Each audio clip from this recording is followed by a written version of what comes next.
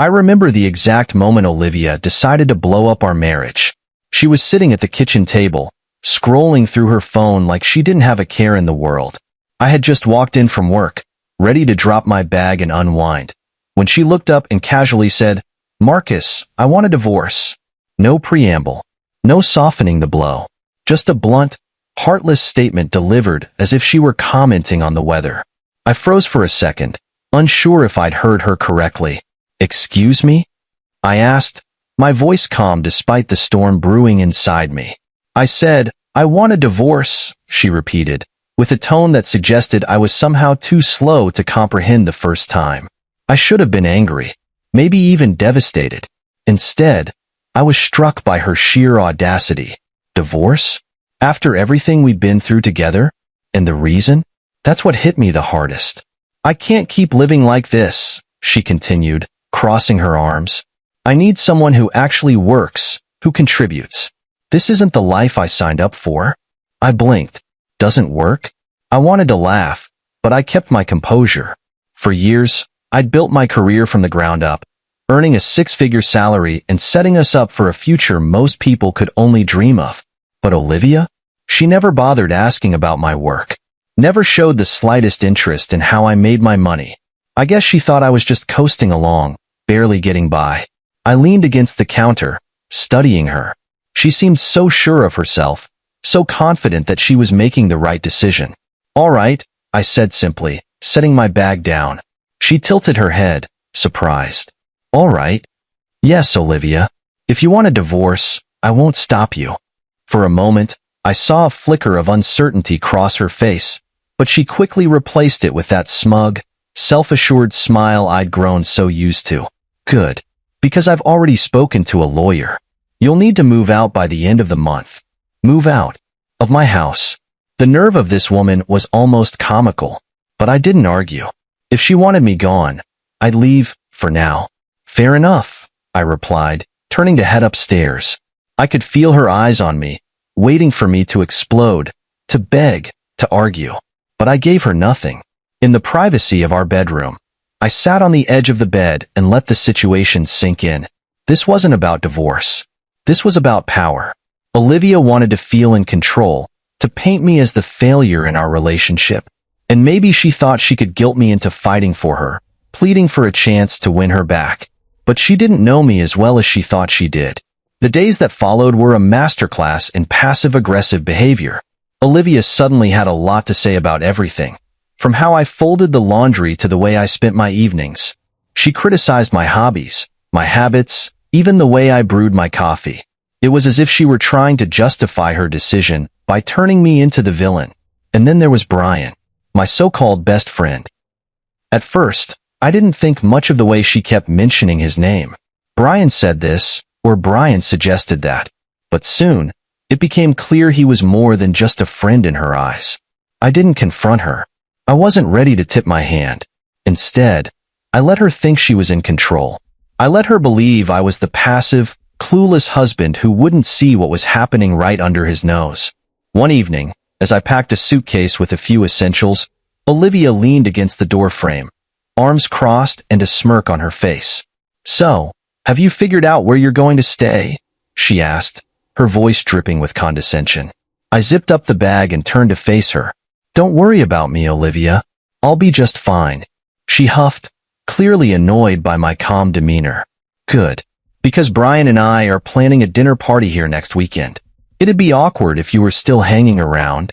Dinner party? In my house? With my best friend? The gall was almost impressive.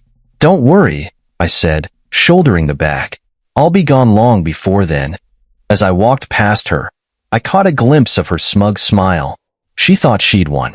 She thought I was slinking away in defeat. But what Olivia didn't realize was that she had just handed me the match to light the fuse. If she wanted to burn everything down, I was going to let her. And then I'd watch as the flames consumed her and Brian both.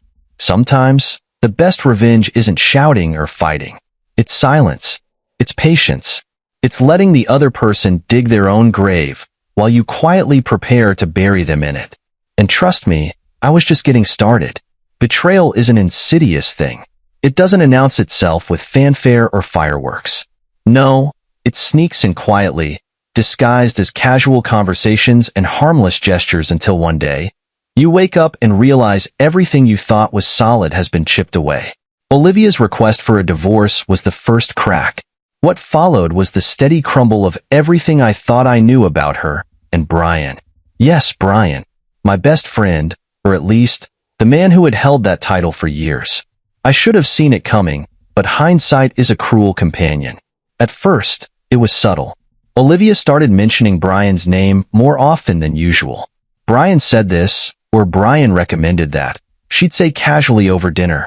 I'd nod, not thinking much of it. After all, he was a close friend to both of us. But as the weeks went on, his name slipped into our conversations more frequently, and with a certain warmth that made my stomach twist. The first real red flag came on a Saturday afternoon. Olivia had just come back from one of her lunches with Brian. She was laughing, her cheeks flushed in a way I hadn't seen in years. When I asked what was so funny, she waved me off with a dismissive, "Oh, it's just something Brian said." You wouldn't get it. I wouldn't get it? Since when had I been on the outside of our marriage, looking in? The answer, I realized, was far earlier than I'd cared to admit. I started noticing more. The texts she'd type with a sly smile and quickly lock her phone. The way she'd suddenly dress up more whenever she had plans with Brian. The excuses about how they were just friends, or how I was overthinking things. Overthinking? That's the favorite word of every guilty person trying to shift the blame. I still didn't confront her, though. What would have been the point? She'd only deny it, spin the narrative to make me look like the paranoid husband who couldn't handle her having male friends. So, I let her think I was blind, too preoccupied with my own life to notice hers unraveling. The real blow came when Brian showed up at my house uninvited. I was in the middle of packing, fitting my life into suitcases, as Olivia had so graciously requested, when I heard the doorbell. Opening it, I was met with Brian's ever-confident grin. He strolled in without waiting for an invitation.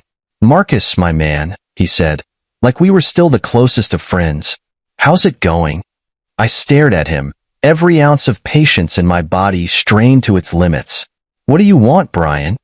I asked, keeping my voice even. He leaned against the wall, all nonchalance and charm. "Just checking in. Olivia told me you were moving out, and I thought I'd see if you needed any help." Help. From the man who was quite literally moving into my life. The audacity was almost impressive. "I've got it handled," I replied curtly, turning back to my packing. Brian lingered, and when I glanced over, I could see the wheels turning in his head. He wasn't just here to check in. He was here to rub it in, to stake his claim. "Listen," he said, his voice taking on a tone he probably thought sounded sincere. "I know this must be hard for you, but things happen, you know? Life's unpredictable." "Things happen," I echoed, turning to face him fully. I took a slow step closer, forcing him to meet my eyes. "Yeah, Brian, things do happen, and sometimes they come back to bite you." "For the first time," he faltered. The confident smirk wavered, replaced by something almost resembling uncertainty. I didn't wait for him to recover. I turned back to my suitcase, effectively dismissing him. "You've always been a cool guy, Marcus," he said awkwardly, retreating toward the door. "No hard feelings, right?" I didn't respond. Silence is a powerful thing, especially when someone is desperate for a reaction. Brian left without another word, and as his car disappeared down the street, I let out a breath I hadn't realized I'd been holding. That night, as I lay in the bed that would soon no longer be mine, I replayed the events of the past few months. The missed signals, the lies, the betrayal. I could have been angry, could have confronted them both and demanded answers. But what would that accomplish? They'd already written me off as irrelevant, a footnote in their story. What they didn't realize, though, was that I wasn't the passive, clueless husband they thought I was. I had been paying attention, taking mental notes, and carefully planning my next steps. If Olivia and Brian thought they could waltz off into the sunset together without consequences, they were in for a rude awakening. Because betrayal doesn't end when the truth comes out. No, that's when the real game begins. And as far as I was concerned, this was a game I was fully prepared to win. Divorce. It's such a clean word for something so messy. It implies finality, a simple end to a complicated story. But when Olivia and I walked into that courtroom, I realized this wasn't an ending for her. For her, it was a victory lap, a celebration of what she thought was her upgrade. She came dressed to impress, in a tailored dress that screamed sophistication and with a confident smile that made my stomach churn. And there, not too far behind her, was Brian, lurking like a shadow. He didn't come into the courtroom, of course. He wouldn't dare. But the fact that he was there at all said everything I needed to know. Olivia wasn't just divorcing me. She was flaunting her betrayal as if it were a badge of honor. "Marcus, let's not drag this out," she said when we sat down across from each other at the negotiation table. "I don't want this to be harder than it needs to be." Harder than it needs to be? The irony wasn't lost on me. She had already made it hard, stomping on years of marriage like it was a worn-out rug she couldn't wait to replace. "I don't plan to," I replied evenly, meeting her gaze without flinching. The lawyer laid out the terms. She wanted the house, some furniture, and a chunk of what she thought was my meager savings. She probably thought I'd fight her, maybe even beg for a better deal. But I didn't flinch. I agreed to every term, signing each document without hesitation. Olivia blinked at me, confused. "You're okay with all this?" "Why wouldn't I be?" I asked, keeping my tone light. "It's just stuff, Olivia. You can have it." For a split second, I saw the doubt creep into her expression, but she quickly covered it with a smug smile. She thought she'd won, that she was walking away with everything that mattered. What she didn't know was that the house wasn't mine to begin with. It was a rental under my name, something I'd used as a workspace when I first started freelancing years ago. And the savings she thought she was taking a piece of? That was just a fraction of my wealth. The real money was tucked away in investments, accounts she didn't even know existed. As the papers were signed and the process finalized, Olivia leaned back in her chair, satisfied.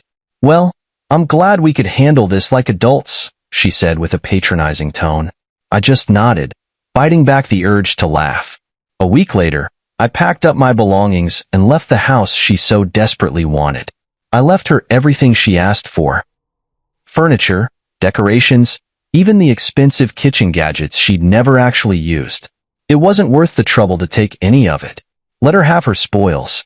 Brian, of course, wasted no time moving in. A neighbor texted me a photo of him unloading boxes into the house. Olivia standing on the porch with that same smug smile plastered across her face.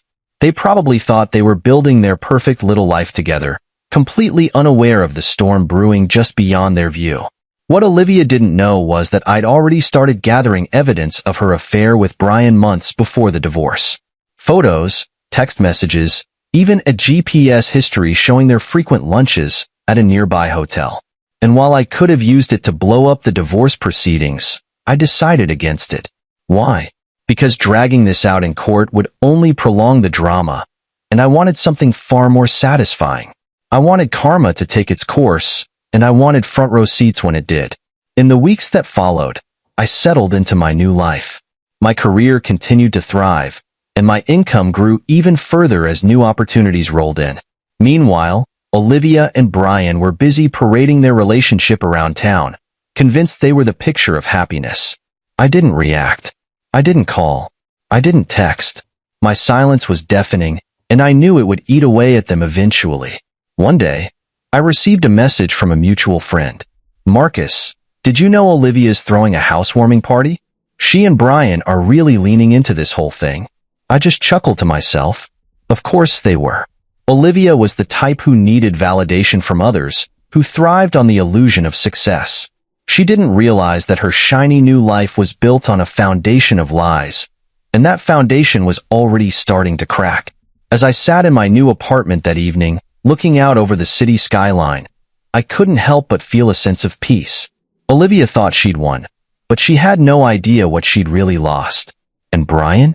Well, he was about to learn that taking something that wasn't his came with a price. I wasn't rushing. Revenge, after all, is a dish best served cold, and I was just getting started. I'm not sure what Olivia expected when she and Brian decided to make their affair official. Maybe she envisioned a picture-perfect life, complete with weekend brunches, romantic vacations, and the glow of a new relationship. If so, she was in for a rude awakening. It didn't take long for the cracks to show. I stayed quiet, of course. There was no need to intervene. They were digging their own graves just fine without my help. The first sign of trouble came through whispers from mutual acquaintances. A friend of mine mentioned that Olivia and Brian were already struggling to maintain their new dream life.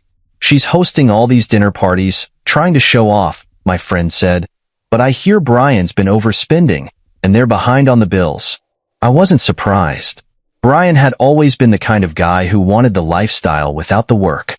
He liked expensive suits, flashy cars, and fine dining, but he didn't have the discipline or the income to sustain it. Olivia, apparently, hadn't realized she traded financial stability for a man who was all show and no substance. Then there was the gossip about their arguments. They weren't the couple everyone thought they were. People talked about the shouting matches that could be heard through the walls of their rented house. Yes, rented. The house Olivia had been so smug about taking in the divorce was gone. She'd been forced to sell it after realizing she couldn't afford the upkeep. One day, I got a call from an old neighbor. "Marcus, you won't believe this," she said, barely able to contain her laughter. "Olivia and Brian had the landlord banging on their door this morning. They're behind on rent." I leaned back in my chair, a smile creeping onto my face. "Oh, how far behind?" 3 months, she said. "They're trying to act like it's no big deal, but you can tell they're struggling." It was poetic, really. The life they'd so proudly built on betrayal was crumbling under the weight of their own arrogance. Meanwhile, I focused on my own life. My income had grown exponentially since the divorce, and I was busier than ever with new projects and opportunities. I poured myself into my work, building something real and lasting while Olivia and Brian stumbled through their hollow relationship. Then, out of the blue, Olivia reached out. She sent me a text one evening, pretending to be friendly. "Hi, Marcus. I hope you're doing well. Just wanted to check in and see how things are going for you." I stared at the message for a moment, debating whether to respond. I could feel the underlying desperation in her words. She wasn't checking in. She was fishing. Still, I decided to play along. "Things are great, Olivia," I replied. "Business is booming. How about you?" Her response came quickly. "Oh, Brian and I are doing well. Things are a bit tight financially, but we're managing." I almost laughed. Managing? That was putting it generously. The real kicker came a week later. I was leaving a client meeting when I spotted Olivia waiting outside the building. She looked different, tired, stressed, and not nearly as put together as she used to be. "Marcus," she called, her voice tinged with something I hadn't heard from her in years, uncertainty. I approached her, keeping my expression neutral. "Olivia, what brings you here?" She hesitated, fiddling with the strap of her purse. I wanted to talk. Things have been tough lately, and I thought maybe we could catch up." Catch up? I knew exactly what she wanted, but I wasn't about to make it easy for her. "I'm a little busy," I said, "but I hope things improve for you." She forced a smile, but I could see the cracks beneath it. As I walked away, I couldn't help but feel a sense of satisfaction. This was karma at its finest. Olivia and Brian had thought they were trading up, but they didn't realize the price of their choices. Now they were stuck in a life they couldn't afford, struggling to keep up appearances while the walls closed in around them. The best part? I didn't have to lift a finger. They had done this to themselves, and I was content to watch from a distance as they reaped what they had sown. Their perfect little world was falling apart, and I hadn't even started my revenge yet. The thing about revenge is that it doesn't always need to be loud. Sometimes, the sweetest victories are the ones where you don't have to say a word. You just let the truth do the talking, and the results speak for themselves. That's exactly what I did as I watched Olivia and Brian's carefully constructed fantasy life start to crumble. While they were busy trying to keep up appearances, I was thriving. My work had taken off in ways I hadn't even anticipated. Deals were closing left and right, and my annual income had climbed to over $513,000. I wasn't just doing well, I was flourishing. But I kept it quiet. There was no need to flaunt my success. Olivia had already dismissed me as the man who didn't work, and I was more than happy to let her hold onto that misconception. Why correct her when her ignorance worked so perfectly in my favor? Instead of focusing on them, I turned all my attention inward. I upgraded my apartment to a sleek, modern space in the heart of the city, a place that reflected my new life. Floor-to-ceiling windows, smart technology, and a view of the skyline that was nothing short of breathtaking. It was a home built on my own hard work, free of the bitterness and betrayal that had tainted the last one. My days were filled with meetings, projects, and opportunities that kept me sharp and engaged. My nights? Those were for me. I started going out more, reconnecting with old friends and making new ones. Life felt lighter, freer, and full of potential. Of course, Olivia wasn't completely absent. Every now and then, I'd get a text or hear through mutual acquaintances about her and Brian's latest struggles. The unpaid bills, the arguments, the mounting debt. Apparently, they had tried hosting a dinner party at the rental, only to have the power cut off mid-evening because they hadn't paid the utility bill. Marcus, one friend laughed over the phone. You should have seen it. Olivia was mortified. Brian tried to play it off like it was a mistake, but everyone knew what was really going on. I didn't laugh, though. I just nodded, letting the satisfaction wash over me. This wasn't about schadenfreude or rubbing their failures in their faces. It was about balance. They had tipped the scales with their betrayal, and now life was evening things out. One day, I ran into Brian at a coffee shop. He looked haggard, his once polished appearance replaced by something more disheveled. He didn't see me at first, so I had a moment to observe. He was hunched over his laptop, his brow furrowed as he scrolled through what looked like job listings. When he finally glanced up and saw me, his expression shifted. There was no smugness, no bravado, just a flicker of embarrassment. Marcus, he said, standing awkwardly. Brian, I replied coolly. How's it going? He hesitated, his eyes darting around as if searching for an escape. Good. You know, just busy with work and all that. Work, huh? I said, raising an eyebrow. That's good to hear. He laughed nervously, but it didn't reach his eyes. Yeah, keeping busy. You know how it is. I just nodded, letting the silence stretch between us. He shifted uncomfortably before muttering something about needing to get back to his tasks and hurriedly excusing himself. That encounter told me everything I needed to know. Brian was struggling, and Olivia's perfect new life wasn't as perfect as she'd hoped. As the weeks went by, the messages from Olivia became more frequent. They were vague at first, just checking in, or, hope you're doing well, but I knew what they really meant. She was testing the waters, trying to gauge if I'd be open to helping her out. I ignored most of them. The few I did respond to were short and polite, giving her nothing to work with. It wasn't long before her messages became more direct. Marcus, I know we've had our differences, but I could really use a friend right now. A friend. The irony wasn't lost on me. She had discarded me like yesterday's news, but now that her shiny new life was falling apart, she wanted a lifeline. I didn't respond. Not out of spite, but because I didn't owe her anything. Olivia had made her choices, and now she was living with them. My silence spoke volumes. While she and Brian scrambled to keep their heads above water, I was soaring. Opportunities kept coming, my investments were thriving, and my life was filled with peace and purpose. I didn't need to confront Olivia or Brian. I didn't need to shout, accuse, or demand apologies. My success, my happiness, that was my revenge. And the best part? They knew it. They saw it in every ignored message, every passing rumor about my success, and every encounter where I walked away with my head held high while they scrambled to pick up the pieces. This wasn't just about getting even. It was about proving to myself that I could rise above it all. And I had. Quietly. Confidently. Completely. The downfall of Olivia and Brian wasn't an explosion. It was a slow, crumbling mess of their own making. I watched it unfold from a distance, hearing bits and pieces from mutual acquaintances, and seeing the occasional post on social media. Each new update painted a clearer picture. They were drowning in their own hubris, and the water was rising fast. At first, Olivia tried to keep up appearances. She continued to post pictures of her and Brian at fancy dinners, vacations that looked far more luxurious than they likely were, and snapshots of their perfect life. But the cracks were starting to show.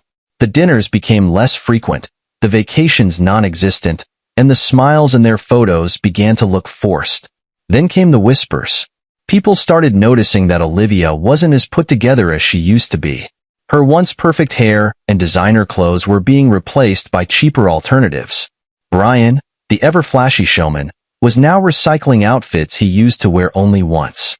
It wasn't long before the gossip turned into direct updates. One day, a mutual friend called me with the news. "Marcus, you'll love this," she said, barely containing her laughter. "Olivia and Brian are in some deep trouble. Apparently, they're months behind on their rent." I raised an eyebrow, surprised but not shocked. "Rent? I thought they owned that house." "Not even close," she said. "They've been renting it this whole time. Word is, they're on the verge of being evicted." I let out a small chuckle. It was poetic justice, really. Olivia had fought so hard to take that house in the divorce, only to find out she couldn't afford to keep it. The financial troubles didn't stop there. Another friend mentioned that Brian had been laid off from his job. He was still pretending to have everything under control, but it was clear he was scrambling.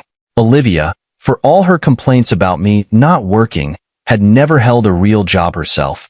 Now, faced with mounting bills and no income, their perfect life was falling apart. One evening, as I sipped my coffee and scrolled through emails, I got a text from Olivia. "Marcus, I really need to talk to you. It's important." I stared at the message for a long moment before typing a response. "Is everything okay?" Her reply came almost instantly. "Not really. Brian and I are going through a rough patch, and I was wondering if you could help. Just a little loan to get us through." A loan. From me. I couldn't help but laugh at the irony. She had left me, ridiculed me, and flaunted her new relationship with Brian. And now she wanted my help? "I'm sorry to hear that," I replied, "but I'm afraid I can't help."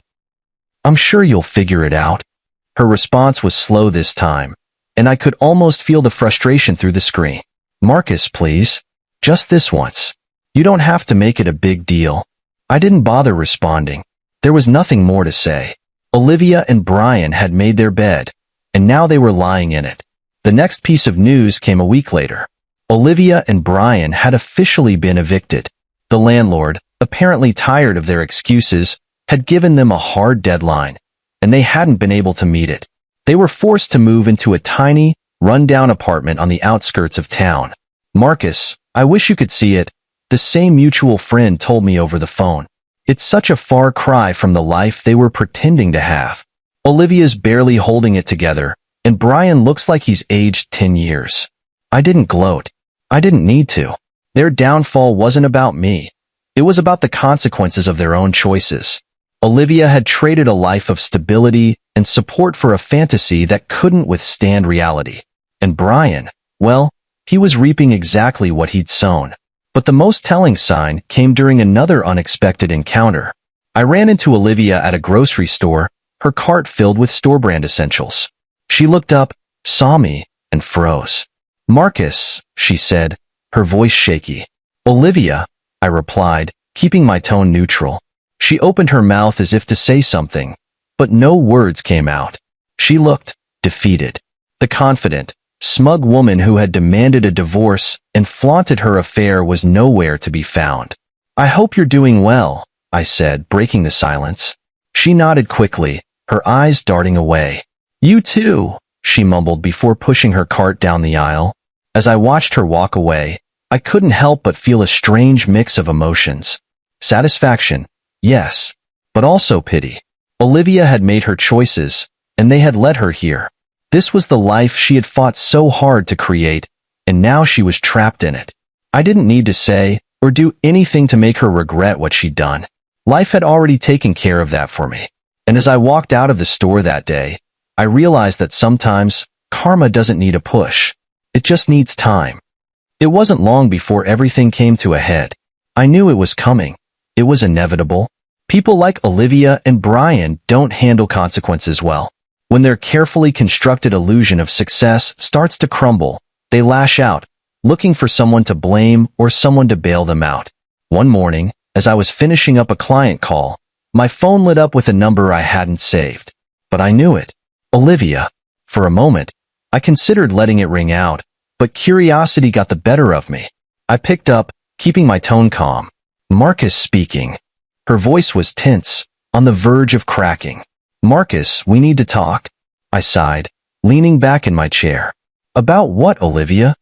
There was a pause, as if she were trying to find the right words.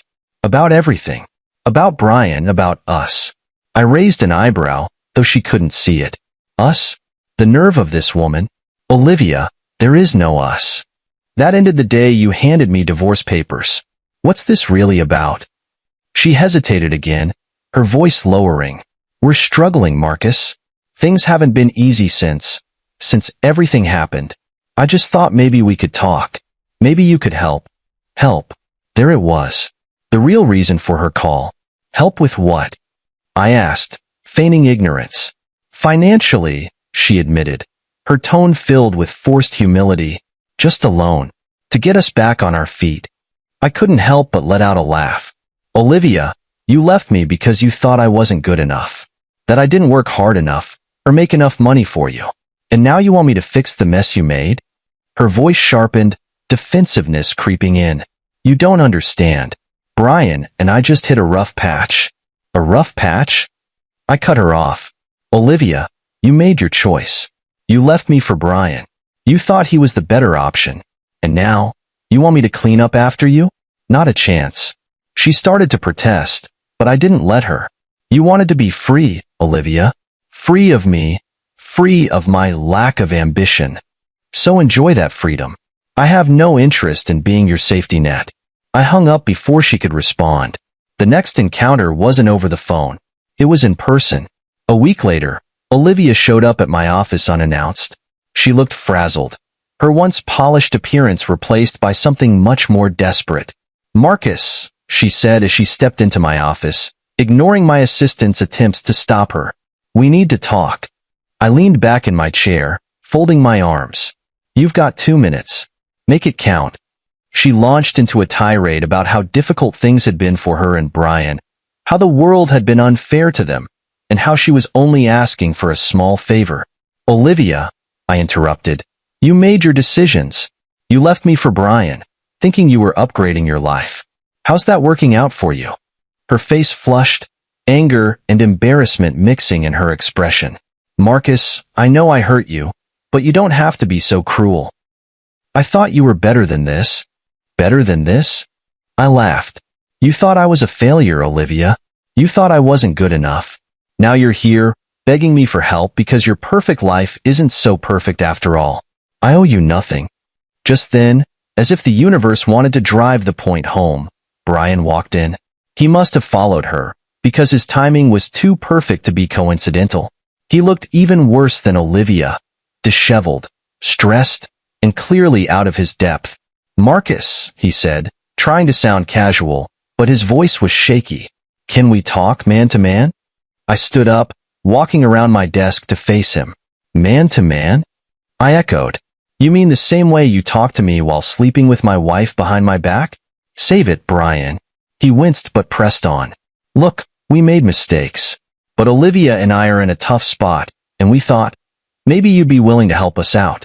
Just a loan. Something small. I shook my head, laughing again. Unbelievable.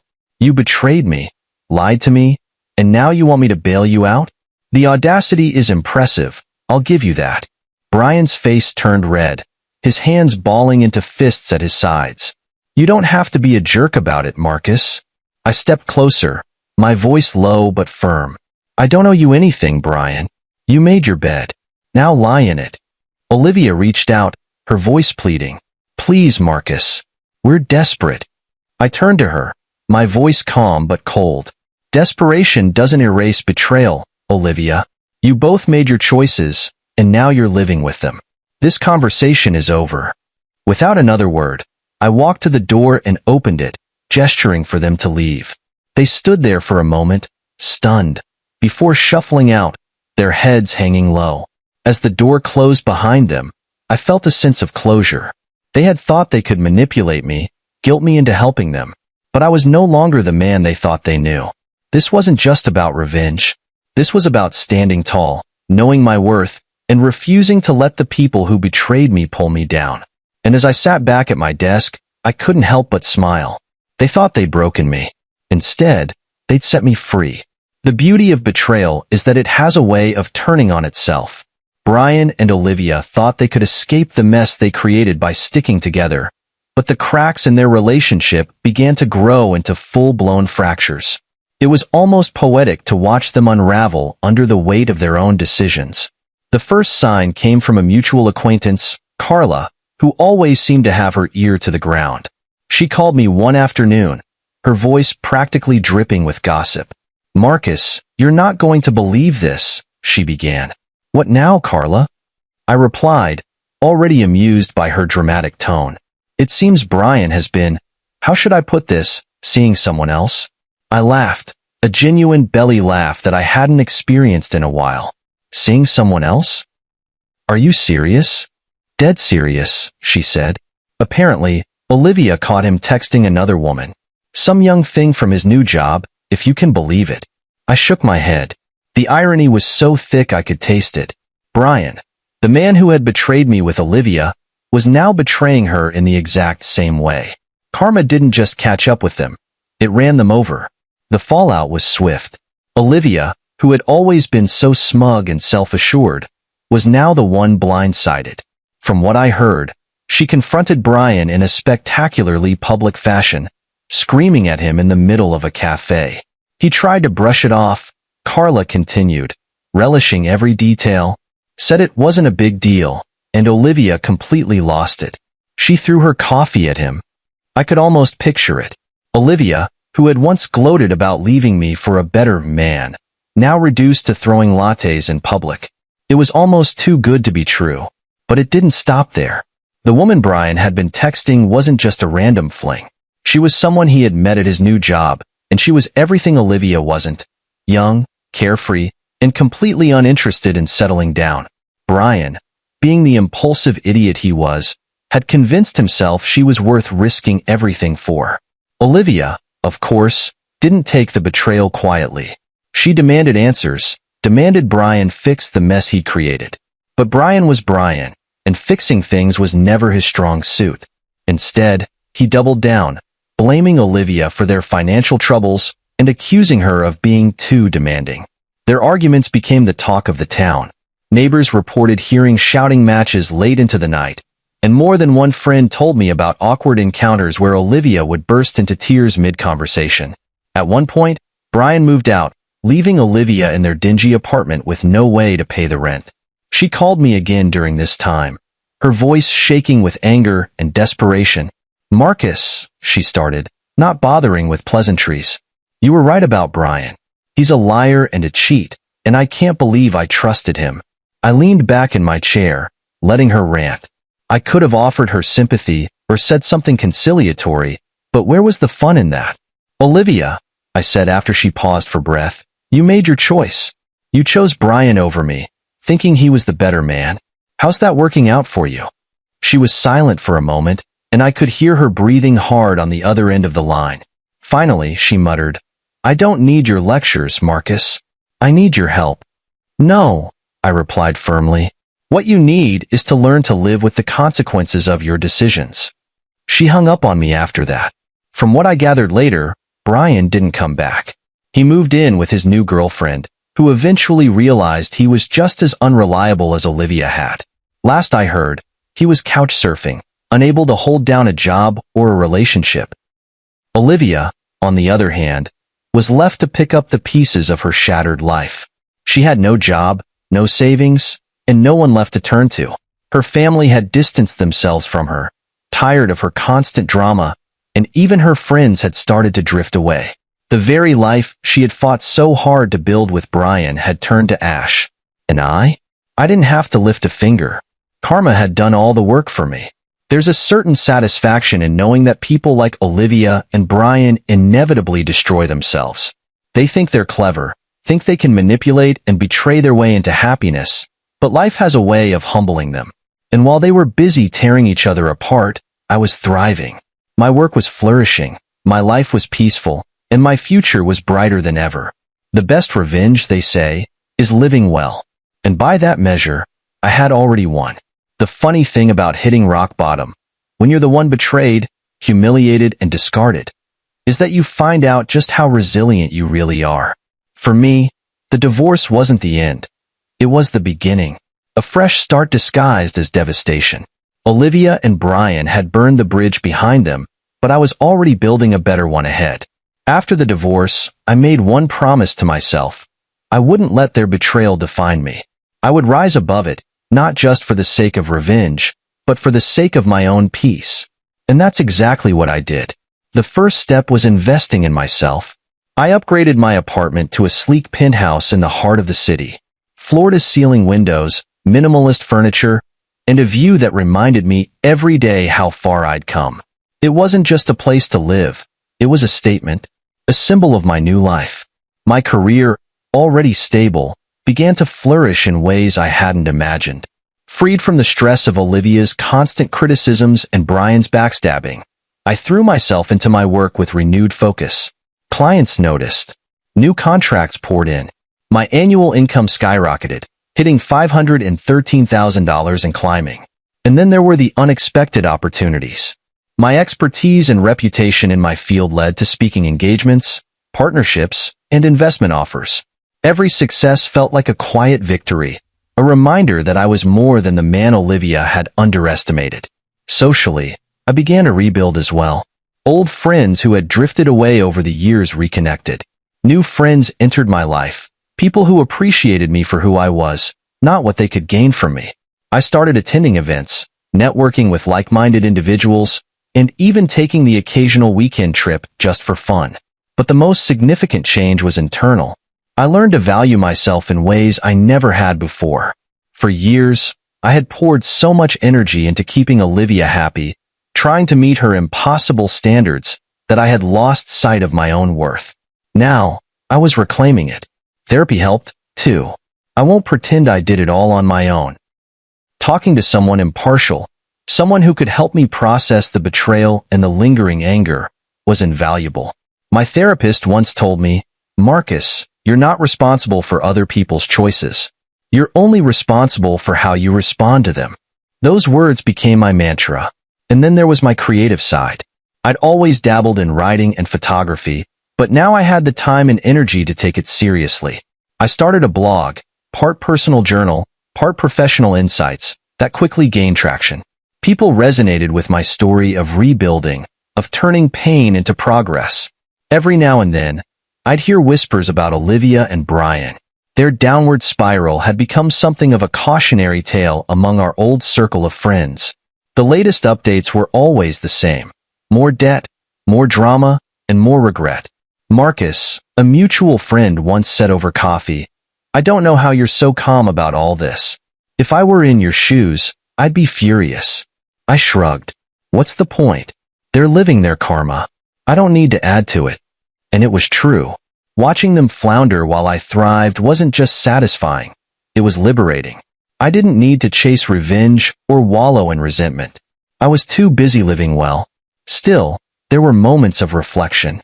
Late at night, staring out at the city lights from my penthouse, I'd think about everything I'd been through. The betrayal, the heartbreak, the anger. It hadn't been easy to move past, but I had done it. And in the process, I discovered a version of myself I didn't even know existed. Stronger, wiser, more confident. Life didn't stop throwing challenges my way, of course. It never does. But I faced each one with a clarity and resilience I never would have had before. Losing Olivia and Brian was painful, but in hindsight, it was the best thing that ever happened to me. They hadn't just left, they'd freed me. Now, every day felt like a step forward. I wasn't just surviving, I was thriving. And the best part? I didn't need anyone's validation to prove it. I had built a life I was proud of, surrounded by people who valued me, and filled with opportunities that excited me. My world was brighter, bigger, and better than anything Olivia and Brian could have imagined. And as far as I was concerned, the chapter with them was closed. This was my story now, and I was writing it exactly the way I wanted.